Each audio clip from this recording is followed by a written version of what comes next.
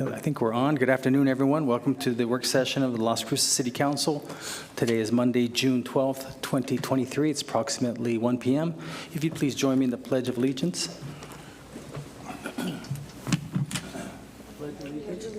the flag of the United States of America, and to the republic for which it stands, one nation, under God, indivisible, with liberty and justice for all. Thank you.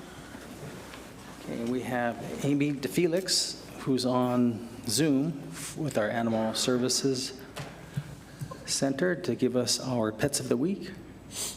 Amy, you there? Yes, hello, can you hear me? Okay. Yes, we can hear you. Awesome. Hello everyone, my name is Amy DeFelix. I am one of the Adoption and Rescue Coordinators for the Animal Services Center of the Mesilla Valley. I'm also the one that chooses and presents the Pets of the Week. And so let's start off by sharing my screen.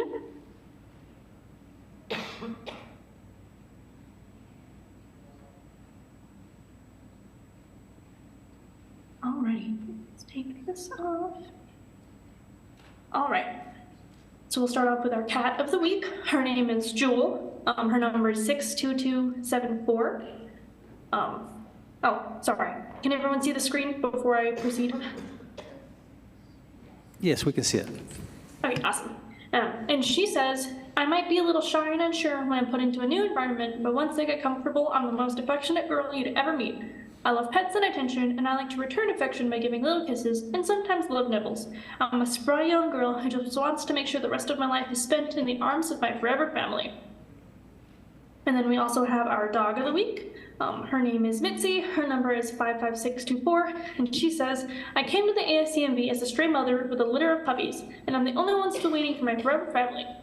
Since first coming to the center, I've had a lot of confidence built up in the staff and volunteers. I now walk nicely on the leash and will sit for treats. I might be a little bit on the short side, but I'm full to the brim with love. I would like a family to treat me like the baby one day. And as for our adoption events, we will have an offsite event at Petco this Saturday the 17th. We'll be there from 10 a.m. to 1 p.m. So we encourage you all to stop on by, meet some of our dogs, and maybe you'll find a match. And now to go on with the sort of tips and suggestions that we would give. So I adopted a shelter pet, what now? And so we recommend that as soon as possible, you take your new pet to the vet. To not cause too much shock or undue stress to your new pet, I would recommend not taking them if they're still decompressing from the move into your new home. And last week I mentioned the 3-3-3 rule, so the 3 days to decompress. But each pet is different, so you can use your own judgment. If they're still timid, still wanting to hide, aren't really interacting very well and seeming unconfident, I don't believe that would be the best situation for them to bring them into a car ride and take them straight to the vet. That might just cause a little bit extra undue stress and maybe shock. And the overall goal is to make everything as comfortable and as positive for your new pet. So we want to not accidentally cause any negative associations or experiences or trauma. So definitely wait until they're decompressed to take them to the vet for the first time. We do recommend establishing a primary vet, as it does help keep your pet up to date on vaccines, especially if you adopted a puppy or a kitten that is less than 5 or 6 months old. They will still need distemper parvo or the feline vaccines. They'll still need boosters up until they hit that age, just to make sure they're fully vaccinated, and then a new vet can help with that. The private vet can also get your pet started on like heartworm or flea tick prevention, which is primarily recommended for dogs as they spend a lot of time outdoors. Also a post-adoption wellness exam, and then yearly wellness exams after that help monitor your pet's vitals, keep them on track to live a long and healthy life. Especially with the stray animals that come into the center and the local rescues, we really don't get an extensive medical history for a majority of the pets that come in.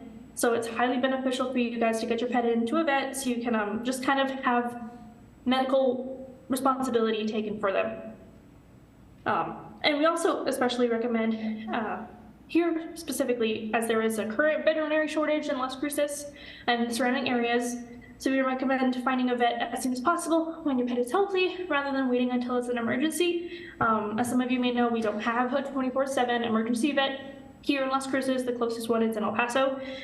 There are some clinics that will take in urgent new intakes, but it is at a higher cost than like a regular intake wellness exam if nothing was wrong.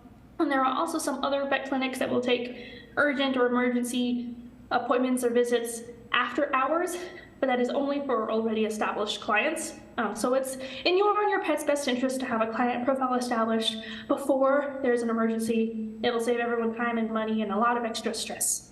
But that's all I have for this week, and thank you so much. Okay, thank you, Amy. We appreciate it very much. And now we're going to go to Giselle Palomares from New Mexico Workforce Solutions, and she's also on Zoom. Yeah, can you hear us, Giselle? Yes, good afternoon, Mayor and Okay. Council. Good afternoon. For the jobs of this week, are you guys able to see my PowerPoint? So far, we just see jobs of the week, so we haven't seen anything just yet. Okay. Yeah, Perfect, there you thank go. We're good now. So for the jobs of this week, City of Las Cruces is hiring an administrative assistant that pays $18.07 an hour, and that closes July 3rd. White Sands Missile Range is hiring a lead child and youth program assistant. That pays anywhere between $20 to $23 an hour, and that depending on experience, and that closes on June 13th. Doña Ana County is hiring a database administrator, and that pays anywhere between $21 an hour to $35 an hour, depending on experience, and that closes on June 25th. Mesilla Valley Public Housing Authority is hiring a junior accountant, and that pays $21 to $35 an hour, depending on experience, and that closes June 25th as well. Comprehensive Pharmacy Service is hiring a pharmacy technician, and that pays $27,000 to $39,000 a year, depending on experience, and that closes on August 30th. And Coca-Cola Southwest Beverage is hiring an order replenishment merchandiser, and that pays anywhere from $24,000 to $30,000 a year, depending on experience, and that closes on August 25th. And as always, to connect with the New Mexico Workforce Connection office, you can always contact them at 575-524-6250, or visit them in person at 226 South Alameda Boulevard, or you can always download our app that provides any information that you're needing regarding New Mexico Workforce Connection. Thank you, Mayor. Okay, thank you, Giselle. All right, so we've got two items on the agenda. First one being the proposed redesign of the Loman-Amador corridor. And making the presentation is retired State Representative Antonio Lujan. And good to see you there, Representative. And I know this is something here that actually makes a lot of sense. So we appreciate you bringing this forward so that we can see it. And everyone should have one of these on their desk. Okay. Thank you, Mr. Mayor and honorable members of the committee. Council, I'm sorry, I get, my history gets backed up here. My name is Antonio Lujan, and I live in the Mesquite Historic District on San Pedro Street, close to Loman, so I'm a traffic victim. Unfortunately, technology came around after my era, so I have an able assistant, Abel Chavarria, to help me with PowerPoint. I have, my era came somewhere in between rock carving and hieroglyphics, so this is way after my time. Oh, thank you.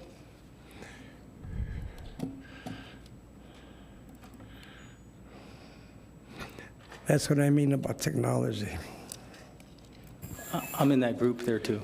Thank you, Mr. Mayor. I am totally handicapped when it comes to technology. Very well, I shall start. If it pleases the council, I would like to finish the PowerPoint presentation, then have ample opportunities to discuss the issue, if it's fine with you. Very well.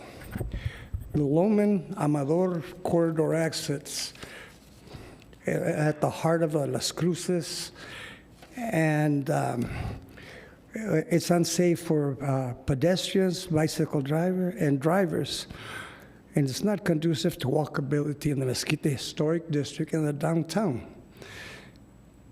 Esperanzas is a nonprofit, all-volunteer organization that has been in existence for almost 25 years.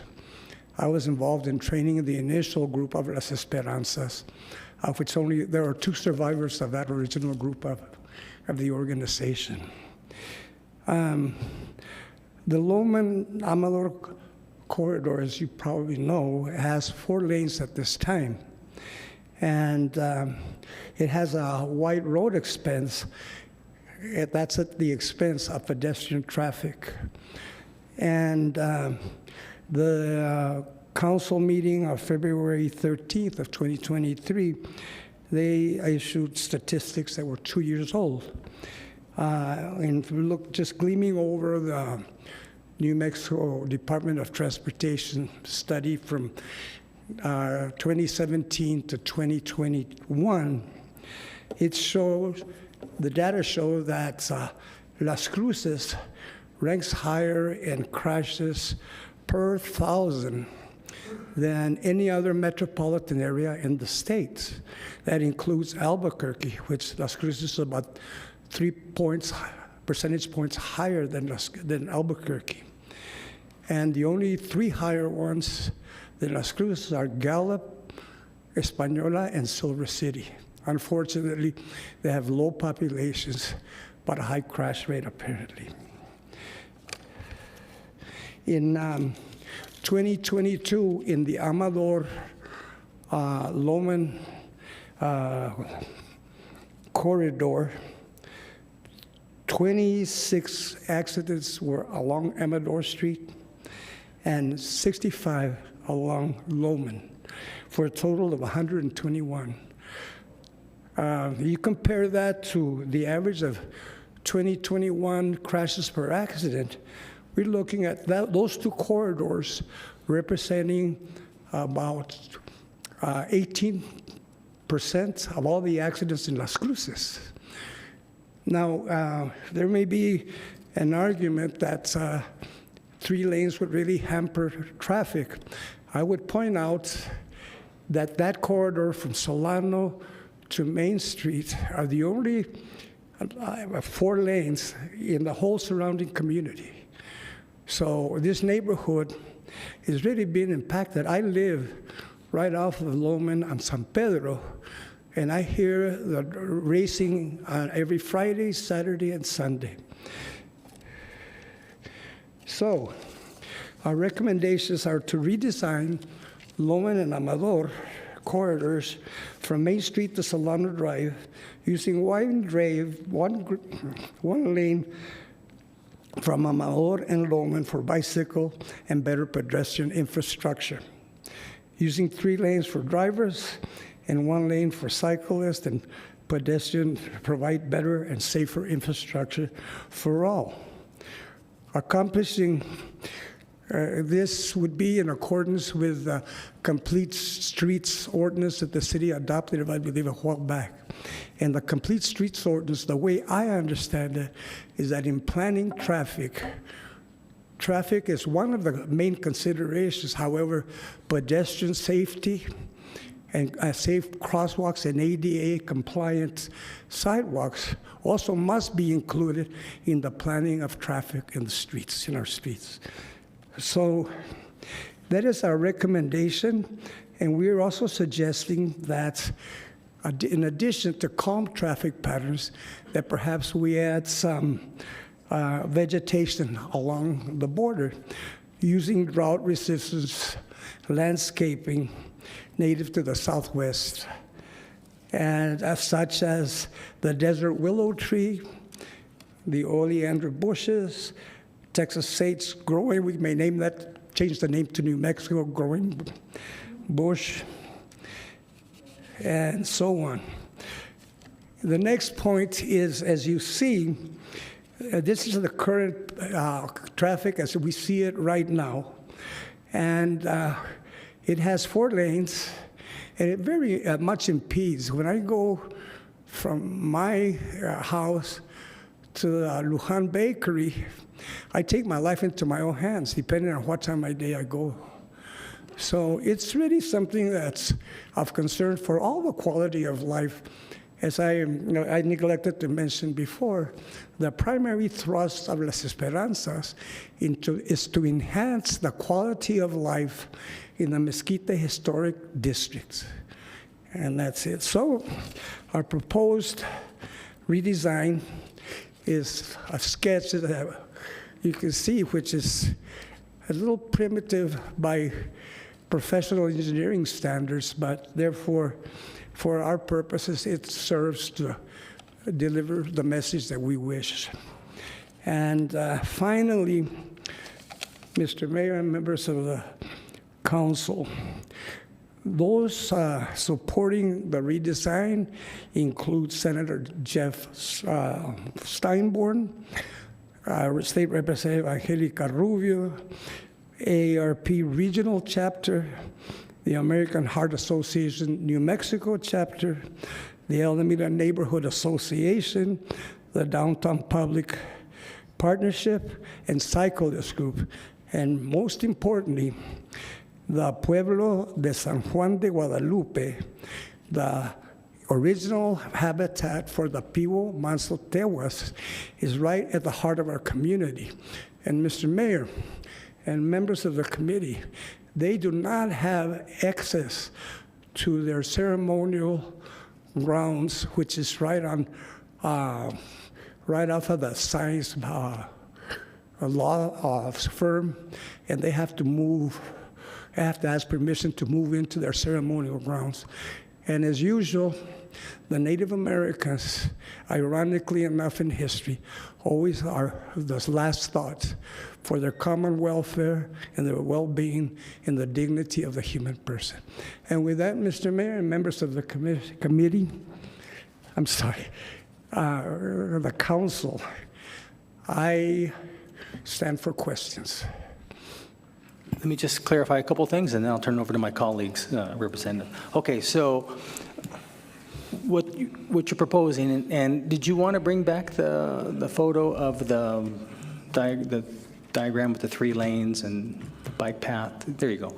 So what you're proposing is kind of shrinking the 4 lanes into 3, and with, or are you just wanting to remove one of the lanes? I guess this is looking, let's see, I guess this is looking west. Looking west, Okay. yes, Mr. So on the left, is that all 1 lane? And then on the right, where you have the ADA compliant sidewalks, there's some sidewalks there right now, and you're just saying to make it. There are some, but they're not ADA compliant by any means. But so the first, is it fair to say that the first these 3 lanes that we're looking at, the size of the lanes are still the same? It's just the one to the far left, as we look at it, is the one that's going to be used for the median? That's exactly and the right. bike path. Okay. Mr. Mayor, the size of the lanes and the width of the lanes will remain the same. I should also point out that there's a business establishment on Loman that on weekends backs up traffic, and you only have the access of 3 lanes. And that would be, it shows that it's feasible to do something like this, and it wouldn't create such a safety hazard for pedestrians, as well as other people wanting to move around in the neighborhood. Okay, well, I'm going to let my colleagues ask questions, and then after they finish, then we'll bring up staff to see if they have any questions, and then we'll kind of go from there. Yes, sir. Okay, Councilor Bencomo, Councilor Flores. Thanks, Mayor.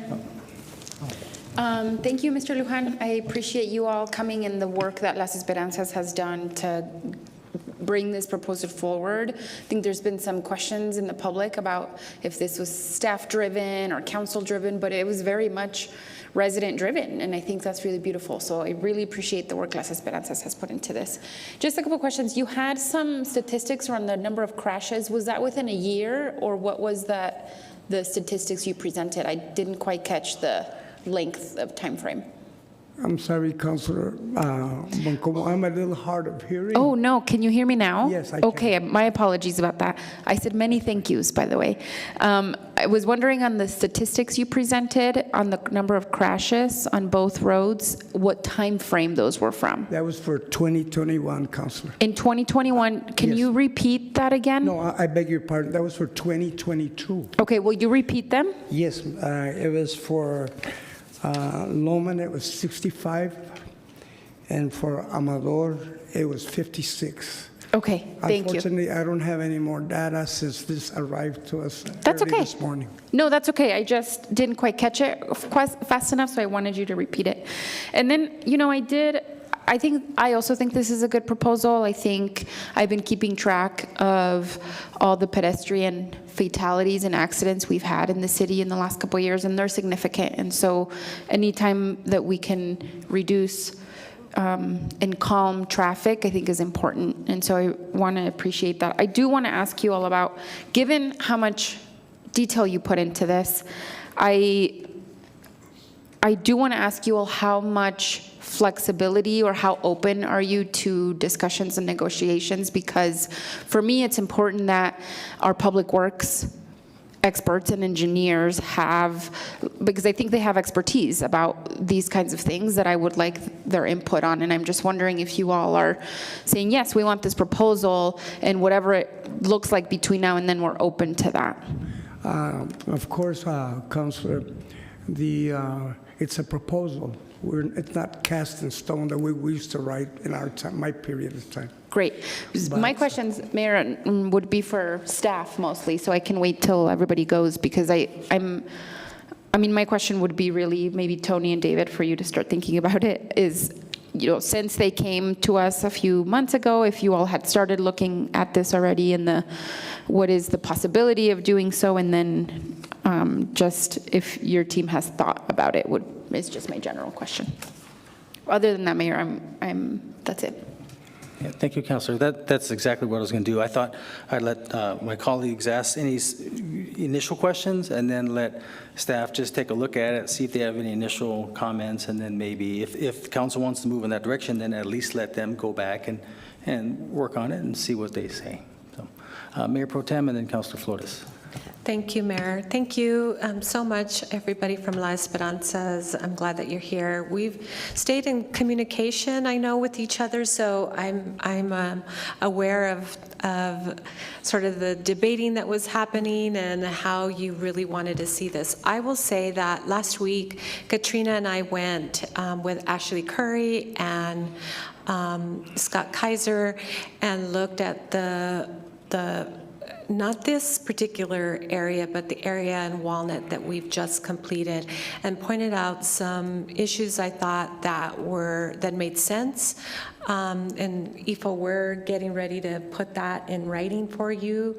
But it always centered around pedestrian safety, especially that there's a school so close to, which is Sierra Middle School. And so for me, it has been a safety issue. I know I get numerous complaints from that area about drag racing, the noise, and really, quite frankly, before the downtown has developed the way that it has, the Mesquite Historic District has had more businesses and commerce in there that, you know, and kind of live work spaces. And so I know that, for instance, the bakery would love to probably put some tables out there, but because traffic just abuts it so close to the door, it's hazardous. It's unsafe to do that at this point. So I'm grateful to the group. I think we've made some significant progress trying to figure out what is the best course of action, and I know that the group is open to sitting down with traffic. And in fact, last week, maybe a couple of weeks ago, I've sent an email over to David to say, Mr. Cedillo's, okay, what would be the next steps, knowing even that you were coming and doing the presentation. So, of course, I think it would be helpful to know what the costs would be like, what sort of costs, right? If there's temporary things that we can do to start doing some small experiments, I think would be very helpful, so that we can, so the traffic, flow of traffic could have a better idea of what to experience in the event that we go down to 3 lanes. My question to you is this from Amador all the way up to Solano? Yes, it is, Councilor. Okay. I think really, Mayor, those are all my questions for the group. I have more questions for staff and wanted to see if there were some concerns, which I imagine that there will be around how we move traffic, to and from, but more specifically, how we keep people safe in that area is for me most important. So thank you. Now, Madam Council, if I may please, there's two things that I neglected to say. That under the able leadership of Marta Rodriguez and Stacy Arguirre, they're our president or vice president. I also have here with me Julie Chavarria, and Robert and Abel, who are also members of Las Esperanzas. But I'm here presenting because our president is out of town, and our vice president doesn't like to speak in public anyway, but she's out of town as well. The other thing I'd like to mention is that I have a lot of experience in planning projects with the city over the years, and I would certainly I appreciate, trying projects, but it would also be considered that this project needs to be time sensitive. And, I've seen planning projects before that are shelved, and they're not spoken of again. They die on the vine, so to speak. So I would hope that this not happen to this project. There's a lot of people that have invested in this, and the safety of our communities is at stake. Thank you. I appreciate that. Thank you, Mayor. Thank you. Councilor Flores. Thank you, Mayor. And thank you so much for your presentation. I want to thank you and Las Esperanzas for bringing this forward. I am guilty of doing racetrack driving on my way to City Hall. So my apologies. But it's true. There is speeds up to, I don't know, they whiz by me. So it is very dangerous. And I've often thought about that. And I agree with you that 3 lanes would definitely have a calming effect. And the design of having some shrubbery and a bike lane, and the traffic would flow.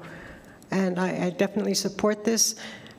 So did you run it by anybody at City Hall? Because it's a very well done, the graphics are, the plan, everything is done very well. So did you run it, did you talk to anybody at City Hall or anybody that you're familiar with that knows about engineering and planning and all that sort of stuff? No, Councilor Flores. It's strictly a homegrown operation. Wow, that's impressive. Well, I see we have Kathy Matthews, who is our resident landscape architect, and then we also have Tony Trevino and Sue, Mr. Sue, and David, excuse me, and from from Public Works. And those are probably the departments that would be most involved in making sure that this plan could go forward. I will tell you this much, though.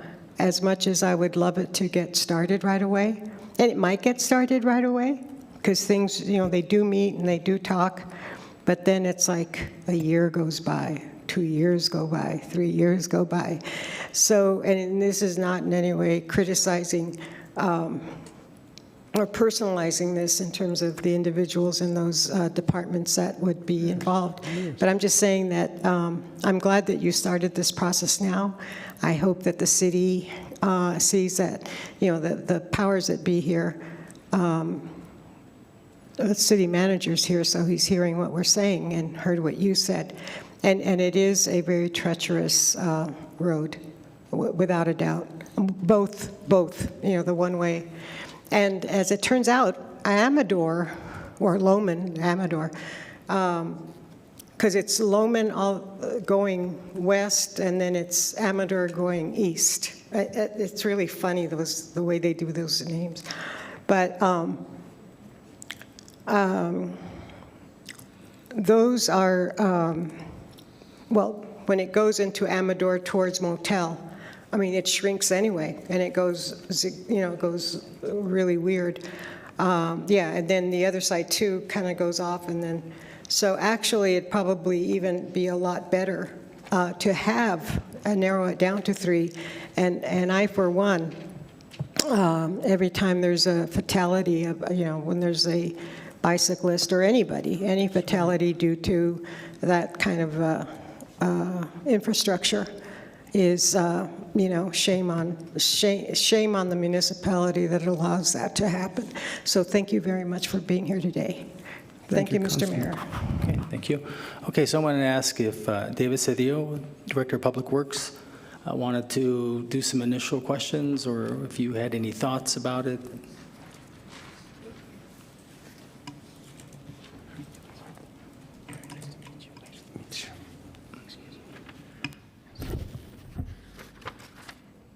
Good afternoon, Mayor, Council. David Cedillo, Public Works Director.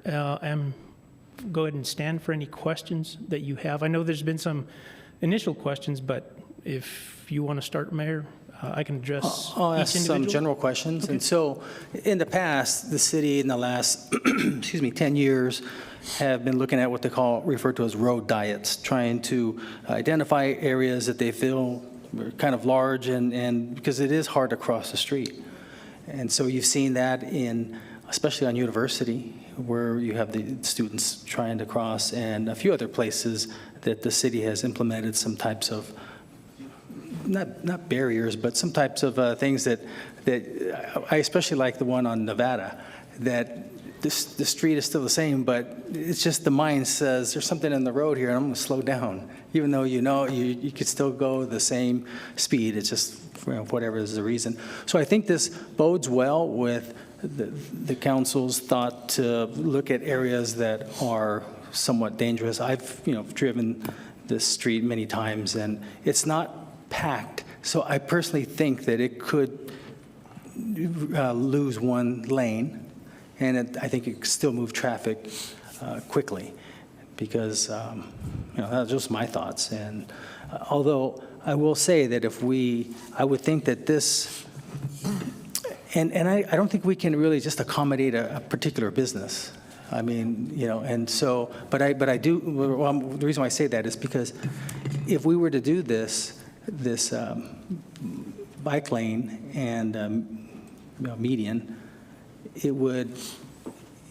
don't know if it would help the problem. It might even exacerbate the problem, because now you have what was 4 lanes, now it's going to be, 1 lane's going to be tied in, or we start, I don't know, that's up to IFO and Las Cruces Police and codes, because that's a traffic hazard when you have cars on Loman lining up just to turn in to get into the restaurant. So we have to think about that. So I think that's out of our purview a little bit. But anyways, those are my 2 thoughts. Other than that, I think it's great. I still remember years ago when I can't remember what business, I think it's a chiropractor, but the door, literally, I mean, you're 3 feet, not even 3 feet, you're right there, the car is coming by. So this would add to that, I guess, if you will, would almost like increase a setback, so to speak, and provide a little bit of safety there. Okay, so David, your thoughts, initial thoughts, or any? Mayor, those are some of the considerations that we've started looking at. Again, we believe, this came up as a public comment, I believe, at one of the council meetings. So we have been looking at it and seeing what we could possibly do. At this point, there's a lot of unanswered questions, though. There's a lot of conditions that are within this stretch between Solano and, I believe, Main Street. So, but the effects don't just stop there. You have the roadway that continues and ties into those. So as you go, basically, if you go further up or east, right, there at Loman and Amador, you'll have to also reconfigure or look at how that's going to go back and tie in, because we can't have 4 lanes coming in and then all of a sudden merging into 3. So that's going to extend the limits on both ends of there. So that's something that we'll have to consider. Access is another item that we'll have to take a look at, because you do have some properties that are in between the blocks that directly access onto Amador. And again, how are we going to take a look at those? How are those businesses still going to be able to make that connection? It can be done, but now we're introducing some other features that may or may not be an impediment. Again, we don't know what those things are until we study this. So. Okay, that's fine, David, and understandably so. I pretty much figured that was going to be the case, because there's just no way to say, yeah, I think we can do this, we can start this next week. So what I need to know is if council feels that there's enough support to move this forward, to at least let Public Works study it, and then whenever they have a chance to bring it back for council to take a look at. Yeah, you can just shake your head, you don't have to. Well, no, I have a question Okay. about that. Okay, Councilor Bencomo, then Mayor Pro Tem. Yes, I think so. For me, for sure, I think it's something I would like to support in studying.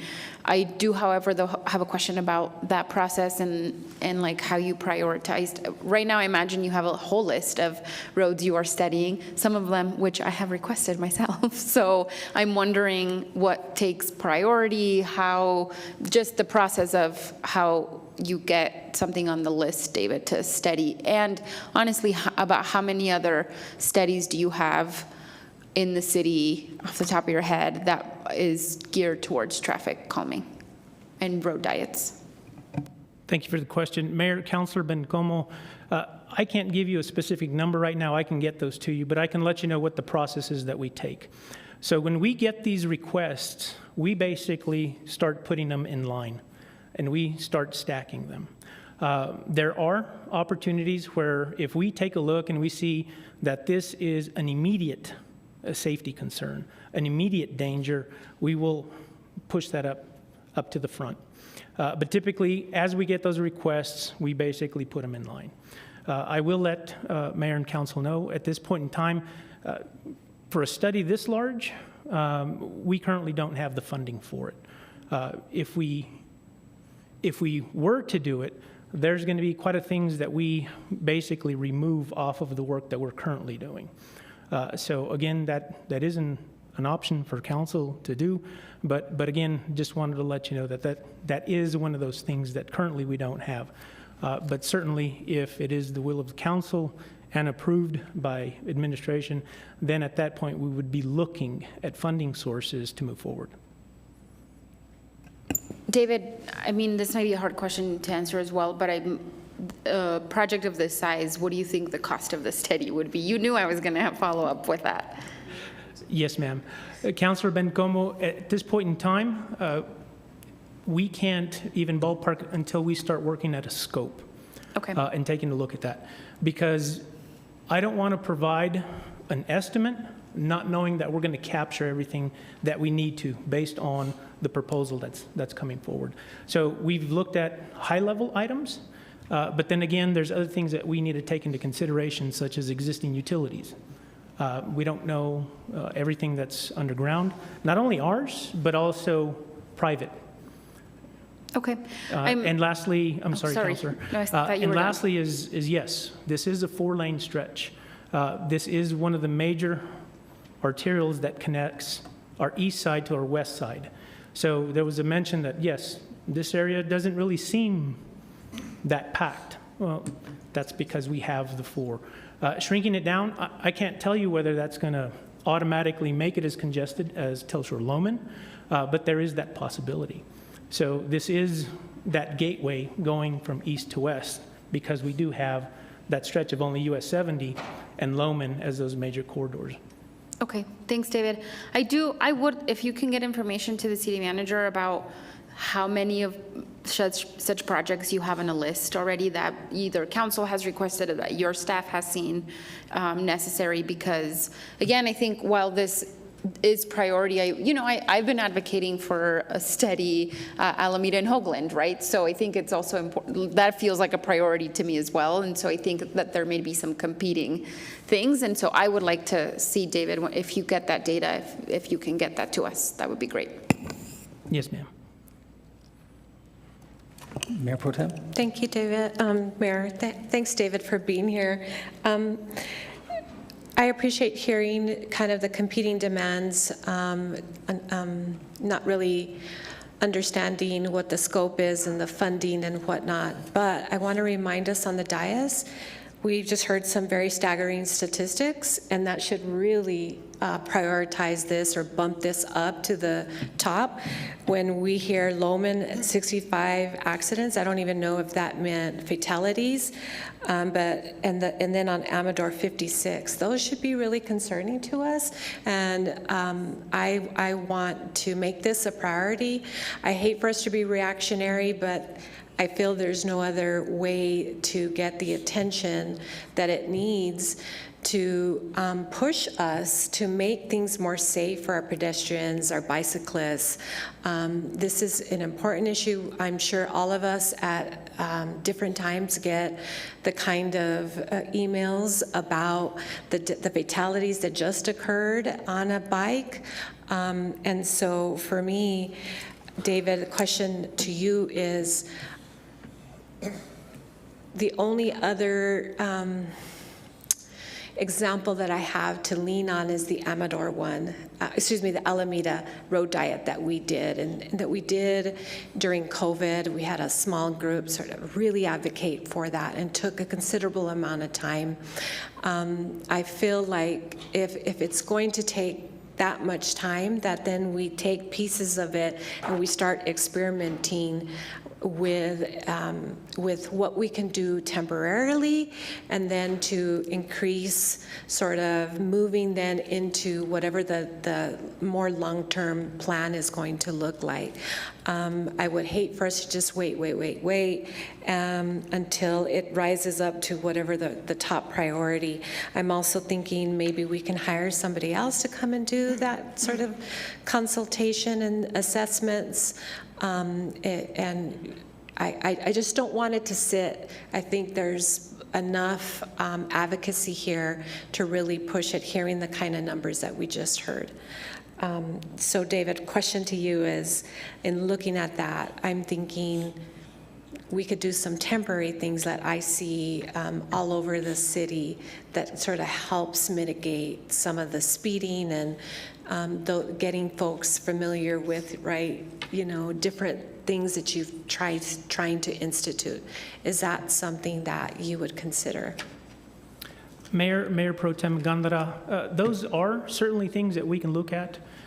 Typically, some of those other things that we've done have not been on major arterials. So those have been on other residential streets. Those have been possibly like on Alameda when we've done the road diets. Those are on collectors. So yes, we can take a look at those, but we don't have an example to go specifically back to an arterial. Mm-hmm. So that's going to be our challenge, to look and see what we can do if this is something on the temporary status point of view, is how we can do that safely. So again, understanding that it's for all road users. Sure. Thank you, David. Mr. Lujan, I know that in conversations with Martha about looking at a smaller sample size, from what you're giving us, I think there was some discussion about looking at that area, Campo, up to a certain street. Can you talk a little bit about that? I'm not sure if she has explained that to you, and if that would be something that we can start with. Thank you, Mr. Mayor and Councilor Gandara. I would first hasten to add two things that kind of make me cause for concern.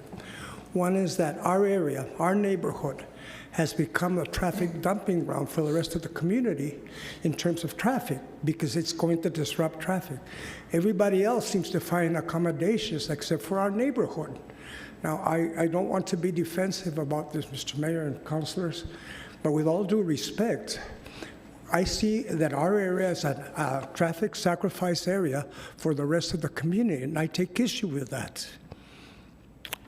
Other than, attempting things incrementally, I would do that. But I would also urge that this is an immediate traffic problem, and it needs to be placed in priority.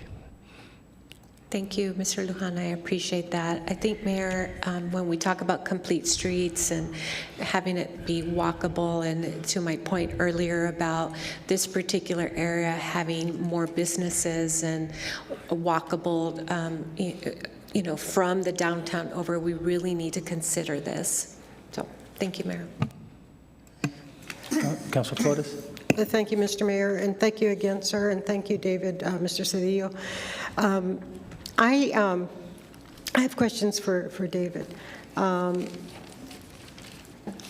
agree with Mayor Pro Tem Gandara that this is definitely a priority, and everything in our city is a priority because it takes so long to get to something that other things sometimes get, backed up, as you stated, Mr. Cedillo. If we were to prioritize this, that means that other things get backed up. So, and I also understand that we have to comply with federal highways regulations that the state of New Mexico has adopted in terms of complying with those designs of streets and thoroughways. All that being said, I'm wondering, is there any federal program or any organizations that contribute to safe streets or this sort of a project? I know, and what makes me think about this is that I know that AARP has donated a lot of stuff to the city for, at the parks area. And I'm just wondering if there's any organization, whether it's private or governmental, that in any way contributes to safe streets. Do you know, Mr. Cedillo? Mayor, Councilor Flores, again, David Cedillo for the record. There are grant opportunities. I believe there was a Safe Streets grant recently done. I'm not sure if that is a grant that is going to be awarded on an annual basis. We've seen quite a few infrastructure bills come out that are addressing infrastructure needs. And again, those were awarded again with a 5-year reoccurring opportunity. So there are opportunities out there, specifically if there's organizations or not, public-private partnerships are there. I don't know how well that would tie into the corridor here. However, we could look at different funding sources. Again, based on the amount or the scope of the corridor, that's going to be quite a large bill. Looking at it, right? Because typically we see, or normal reconstruction, whether it's in residential or some other areas, at a large cost. However, we can take a look at those opportunities. Now, Mr. Lujan did provide a list here of opportunities for funding resources. And there's the DOT, the infrastructure funding, which I just mentioned, the New Mexico Capital Outlay, surface transportation block grants. So there's many out there that can specifically award to the project if applied for. Right. So it would be our different departments working to see if grant money is out there, if funding sources are out there, because I'm thinking of foundations that would probably exist for this sort of a project. Foundations, private donors, type of thing. I guess those are the big foundations. I mean, Milken and all that. Anyway, I just wanted to ask if that was possible, and maybe our city departments that work on that can look into it. Mr. Peely, our department, respective departments can look into that to see if there's any way of just to move this along and to expedite it. And then you also have to look to see how, whether this is something that can really be realized, right? To make sure it's all consistent with the laws that do exist. Yes, ma'am. Thank you. Thank you, Mr. Mayor. Any other comments? So, Councilor Bencomo? Thanks, Mayor. I do. I just, Mr. Lujan, I hear you on feeling like the area is sort of marginalized when it comes to traffic. However, I do want to just gently push back on that a little bit, given that I think what I'm hearing here is consensus, that this is a matter, that this is a proposal that is good, that it's important, and that we want Public Works to work on it. However, I will note that, like, for example, it's a matter of context as well, right? Because when I talk to constituents that live on Alameda and Hoagland feeds right into Mayfield. The traffic gets insanely backed up there when school is in session. It is really bad for the neighbors in that area. And they also feel like that's an urgent matter, and they also feel like that should be a priority, right? So I think we have to take context into context, because when you're in that particular neighborhood, it's urgent to you and it's important to you, and that doesn't mean that your project is less or more important than somebody else's request, right? And so I do want to just note that, even though I think what makes this, I think, more significant is that these are major arterial roads in our community, right, that are huge connectors to, like David said, east and west. And so what I am hearing here is, yes, we agree with you that this is an important proposal. I just think that I'm also hearing there's things that need to be balanced out and looked at before we go restriping the road and potentially cause unintended harm. So I just wanted to note that, because I think, it's incredibly important that not everybody either gets time to come at work session and present about their community concern, right? And Again, I think it's important that you came here and all the work that you all have done. And I am hearing here that there is consensus that your proposal is in fact important. Thank you, Mr. Mayor and Councilor Bencomo. If I may, I certainly hear what you're saying. However, I would question, how many fatalities has there been in Hoagland as compared to Alameda or Lowman? Well, I think what I would add to that is that you also have to take that into context, because statistically, I would assume that there would be more accidents on a major arterial than on a collector. I think you would have to compare those given the context of what kind of road they are.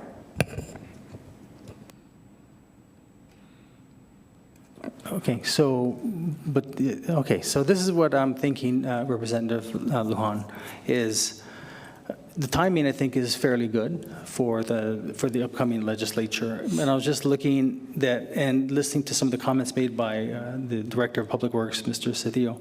It looks like it might have to start really as far back as Miranda Street, because that's where Lowman and Amador kind of meet, and then it starts curving around.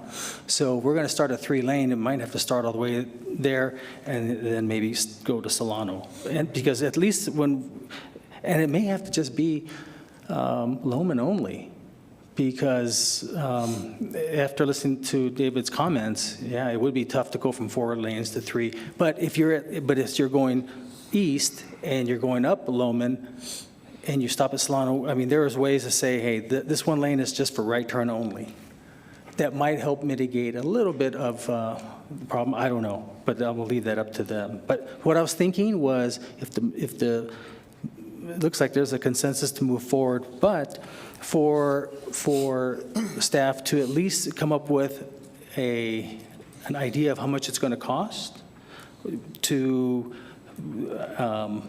so we can get this amount done from the legislature, perhaps Representative Rubio can support that, and that's in time for the 2024 legislative session. And let's just say hypothetically it costs $250,000 to study, okay?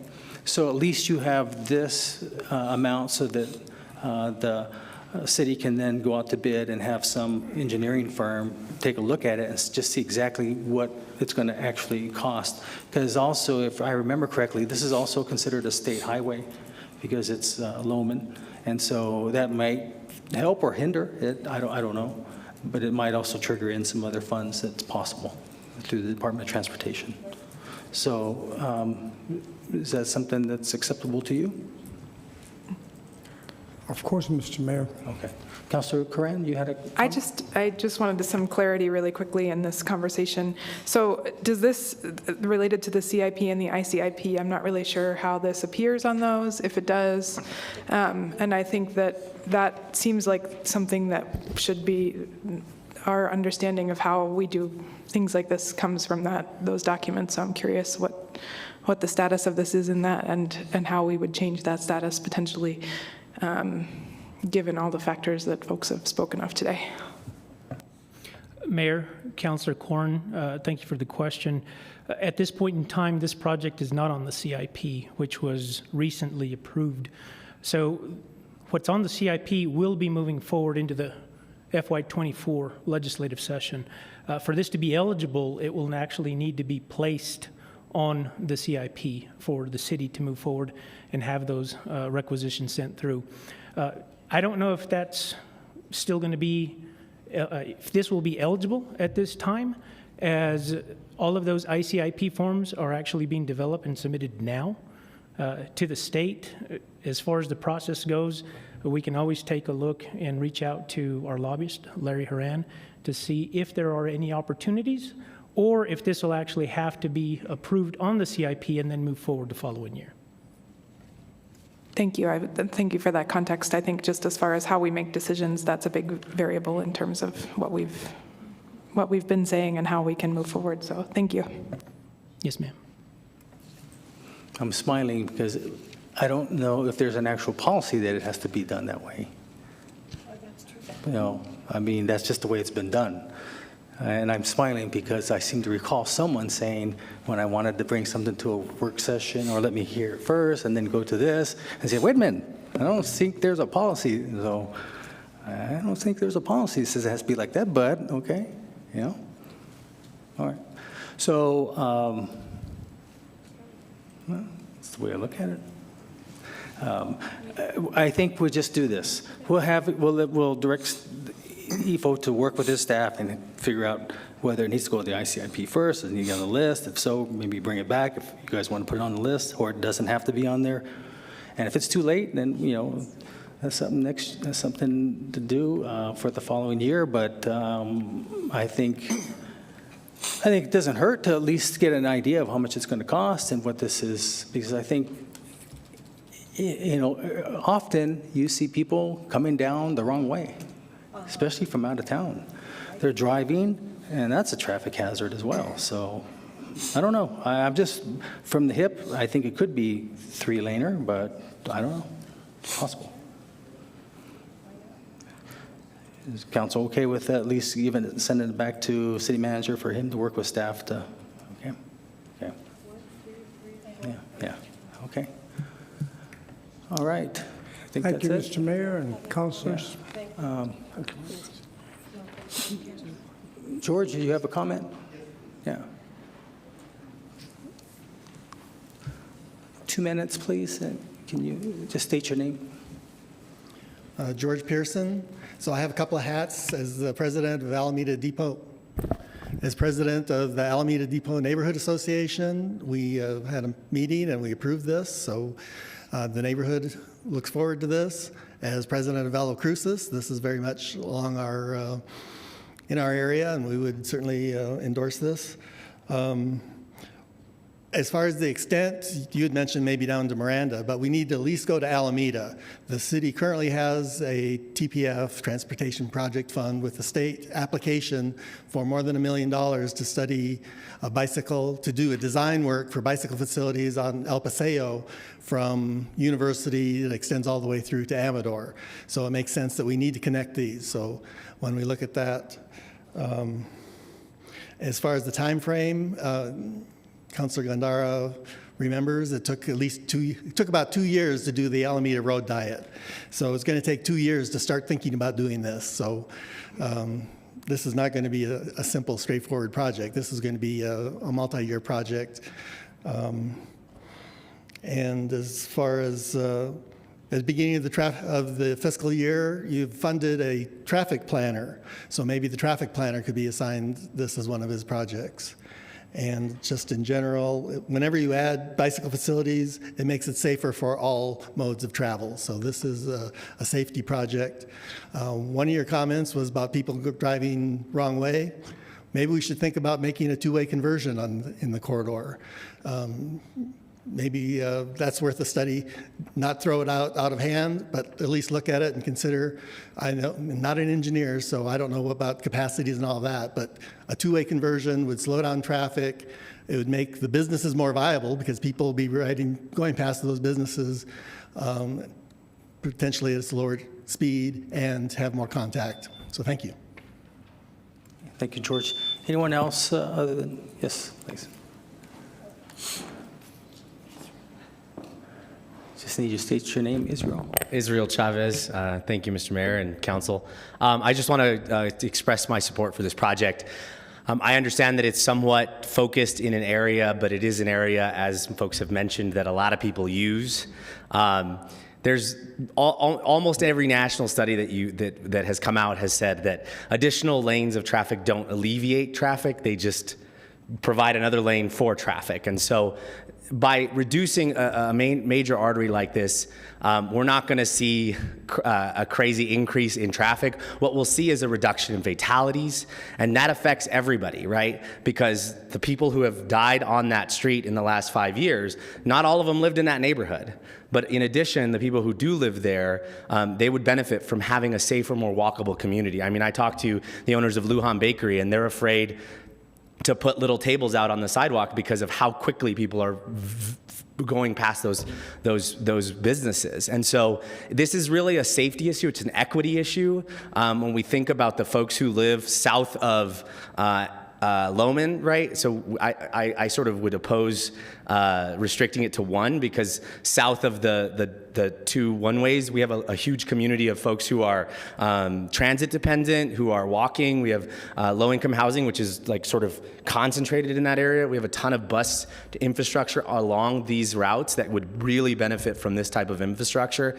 And you know, in my experience, when we've done major pedestrian dedicated projects like this across the state, including in Albuquerque, what we've seen is an increase in walkability, and the businesses, while it may take a while, the businesses end up doing better. And so, you know, I would encourage council to think about the folks who have, you know, not hyperbolically, but literally lost their lives in this corridor. And if you want to see speeding cars, you can go around any night. That isn't to say there aren't other projects that are worth funding, but I appreciate you all taking the time. Thanks. Okay. Thanks, Israel. Okay, anybody else? Okay, well, thank you again, Representative. I appreciate that. And so we'll have you something here in a few weeks to figure out which way we're going to be moving, but at least it's on the conveyor belt, so to speak. Okay? All right, thank you. So next is going to be our GeoBond quarterly update. And it looks like it's David Cedillo, Public Works. We're getting our money's worth out of you today. Nobody laughed at that comment. Every day, Mayor, every day.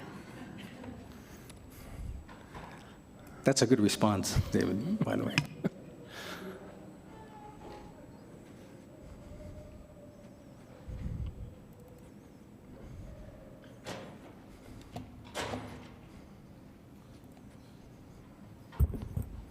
Good afternoon again, Mayor, Council, David Cedillo, Public Works Director, and I will be providing this afternoon's GO bond updates. We've combined both the 2018 and 22 GO bonds, as we still have one project open. So question number 2, the Animal Services Center. At this point in time right now, the contractors are working on the punch list item. They do have their full certificate of occupancy. They have been delivered some dog kennels. Those are being installed. They should be finishing up those at the end of the week. However, the doors for the kennels that separates them from the cleaning area are still on delay. We also have the cat kennels that are delayed as well too, along with the puppy kennels. Animal Services Center did let us know that they did acquire funding to get the Get Acquainted concrete areas. So they have been working with staff. We will be working to get that work underway. Most likely, that'll probably be in the new fiscal year as we're starting to close FY23. And then lastly, based on conversations with the shelter and staff, the opening of the facility will be once the dog and cat kennels are installed and the get acquainted areas due to operations there at the facility. I do want to add that the artwork has been installed. There's a picture there for y'all to see. I believe that was installed last week. Now, moving on to the 2022 GO bonds, we have those 3 projects listed there, the new fire station number 9, park improvements, and the continuation of the East Mesa Public Rec Complex. For the new fire station, we do have $9.8 million. At this point in time, we're looking at architectural and engineering services in the amount of $713,000. We have a geotech, which we will be exploring the lot, looking at sample of the soils for the building and the site itself. That has a cost of $10,500, bringing that total design cost up to $723,500. There will be a kickoff meeting between the design staff and the end user beginning the week of the 19th, which is next week. At this point in time, we're estimating a bid date for this project in February 2024. Our next project is park improvements. We do have $1.98 million for the project. These are based on Parks and Rec's priority from their master plan. The top 2 projects based on that master plan are La Llorona Park Improvements and Tilbrook. The work looking to be done at La Llorona is a new restroom, upgrade to amenities, and also some trail repairs. At this point in time, staff is in discussions with the International Boundary and Water Commission for the permit of the project.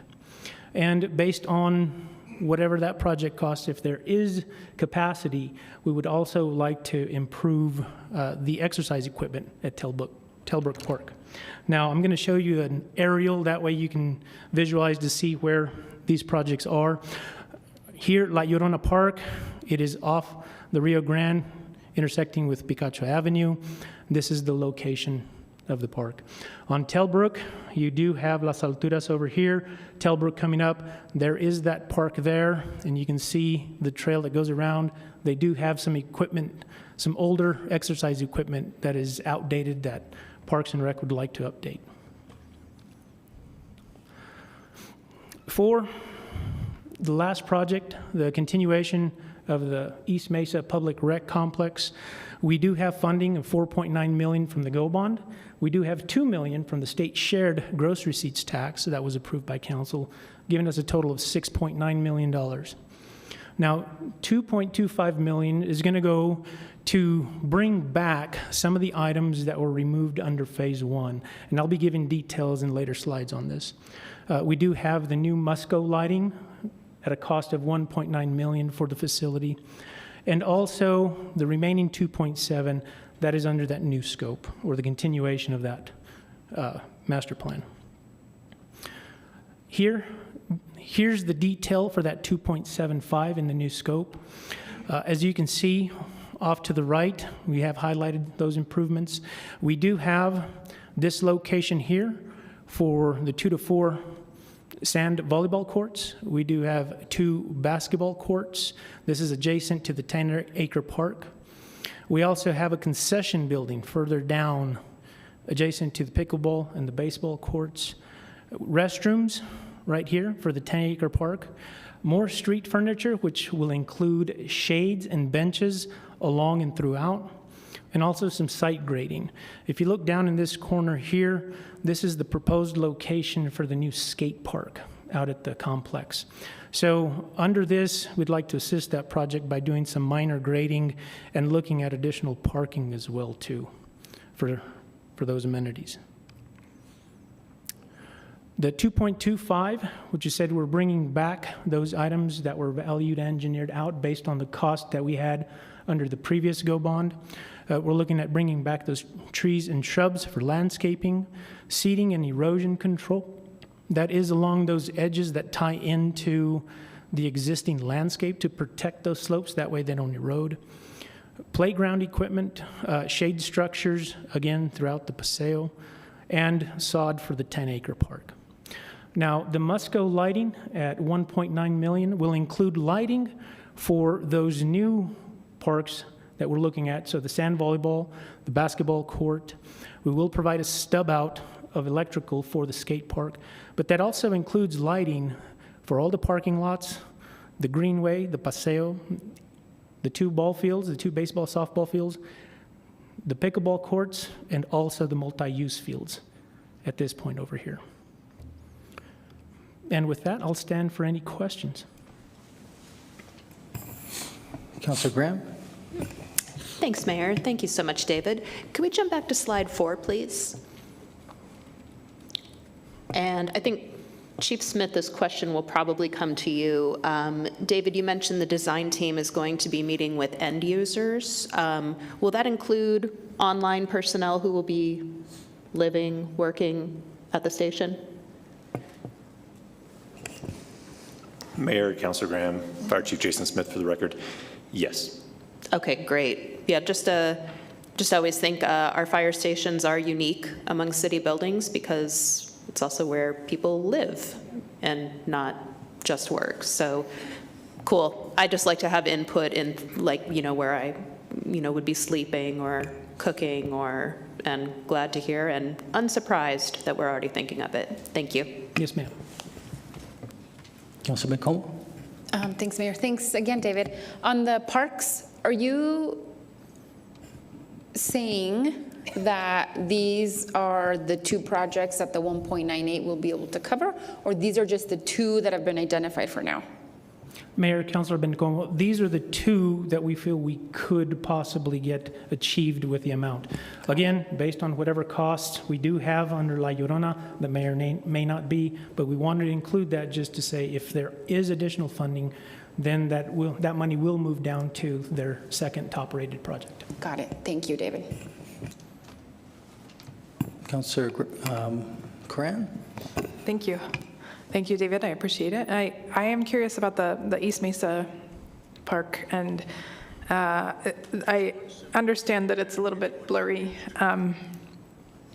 from the prior geo bond to this geo bond, but I'm curious, so I sense it's going to take a while to get it all done. Is there a phased opening planned? And if so, what seems like it's on track to be finished soon? Will things be usable before all of these things come online? I'm hoping that things might be able to be phased in. Mayor, Councilor Corn, thank you for the question. That has been a discussion that we've had ongoing. One of the things that we want to ensure is the public safety, because there's still going to be quite a bit of work happening throughout these. So we may have some facilities that are completed. However, with additional installation of infrastructure, say like the lighting, we will have to have that space, again, to be able to do that. Access in and out with construction workers moving back and forth between the site, we don't feel that that's a very safe space for the public to be in and put them at risk. So we keep evaluating that. I think once we get to a point that we can open an area safely, we will do so. But at this point in time, the work that still remains, we're looking at holding that until we get to a spot that we feel comfortable enough that the public and the contractor are not in conflict. Thank you. Yes, ma'am. Okay, anybody else? Any members of the public have any comments, questions? Okay, seeing none. Thank you, David. Appreciate it. Okay, if there's nothing further, then entertain a motion to adjourn. Move to adjourn. Second, Graham. Motion made by Councilor Bencomo, seconded by Councilor Graham to adjourn. Christine? This is on the motion to adjourn the work session. Councilor Abeyta is absent. Councilor Graham? Yes. Councilor Bencomo? Yes. Councilor Coran? Yes. Councilor Flores? Yes. Councilor Gondara? Yes. Mayor? Yes. Okay, it's 2:14 p.m. We are adjourned. Thank you.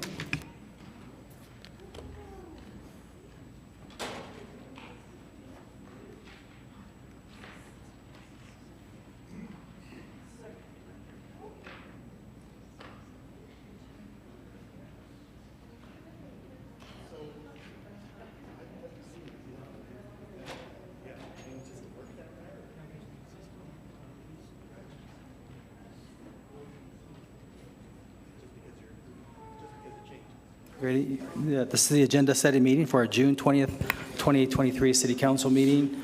Number 1, consent. 1 consent, Number 2, non-consent. 2 non-consent, 3, non-consent. 3 non-consent, 4, consent. 4 consent, 5, consent. 5 consent, 6, non-consent. 6 non-consent, 7, non-consent. 7 non-consent, 8, non-consent. 8 non-consent, 9, non-consent. 9 non-consent, And 10, non-consent. 10 And non-consent, 11, consent. 11 consent. Okay, thank you.